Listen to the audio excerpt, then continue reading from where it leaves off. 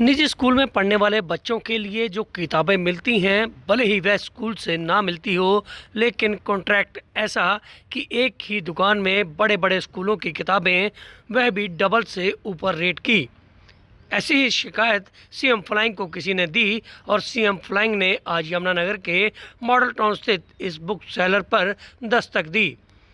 जब यहाँ जांच की तो मामला चौंकाने वाला निकला, क्योंकि बड़े बड़े स्कूलों की किताबें यहाँ पर प्रिंट होकर बेची जा रही थी। ऐसे में आरोप तो ये भी था कि पहले जब रेड हुई थी तो तब जो एमआरपी इन किताबों पर लिखी हुई थी वह भले ही 400 रुपये हो, लेकिन उसका प्रिंट मिटाते ही नीचे 100 रुपये के आसपास वह किताब का प्रिंट था। ऐसे में कहा जा रहा है कि इन किताबों पर मनमर्जी के एमआरपी रेट भी लिखे गए थे। ऐसे में जिन स्कूलों की किताबें यहाँ पर महंगे दाम पर बेची जा रही थी, उन स्कूलों का नाम भी सीएम फ्लाइंग ने अपनी हिट लिस्ट में लिख लिया और कुछ ही देर के बाद कुछ निजी स्कूलों में दस्तक भी दी। ऐसे में जो किताबें यहाँ पर मिली थी, उन स्कूल संचालकों के खिलाफ भी अब सीएम फ्लाइंग कार्रवाई करने की बात कह रही है। ऐसे में कुछ किताबों को तो कब्जे में लिया, लेकिन बड़ी बात यह थी कि जो एनसीईआरटी की किताबें बहुत कम दामों पर मिलती हैं, उनका भी बारी भरकम रेट यहाँ पर लिखा हुआ था। यानी कि एडमिशन के नाम पर तो स्कूलों में लूट होती ही है, अब किताबों के नाम पर भी अभिभावक जमकर अपने आप को इन दुकानदारों से लुटवा रहे हैं। हालांकि यह किताबें ऐसी हैं कि जो इस दुकान से मिली वह मार्केट में किसी भी दूसरी दुकान से जैसे नहीं मिल सकती।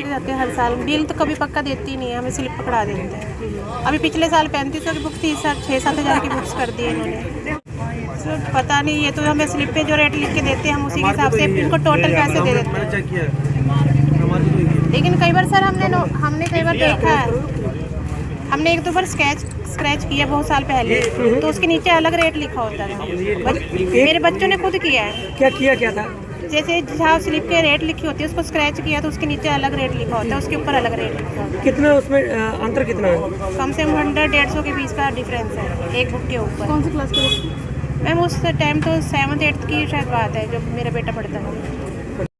जो किताबें हमने खरीद की हैं मुखबर के आस के थ्रू और अपने किसी उसके थ्रू, उन किताबों के अनुसार बीओ साहब ने बताया भी ये तो लागू ही नहीं है स्कूल में, वो किताबें स्कूल में लागू नहीं है। उनके हिसाब से सरकार के से जो सरकार की हिदायत के अनुसार वो करी हुए हैं वो लागू नहीं है किताबें। पर सर जो एनसीईआरटी की भी किताबें हैं वो भी डबल रेट पे हैं। हाँ, वो जो है ना अभी चेक करके बीओ साहब बताएंगे उनके बारे में भी ये कैसे हैं, कैसे हुआ है। तो यहाँ कोई वैसे भी मिल रहा है कि डबल प्रिंट अभी है? देखते हैं वो कहना उसका, अभी इसमें वो किताबें की चेकिंग करेंगे बीओ साहब, उसके बाद देखते हैं।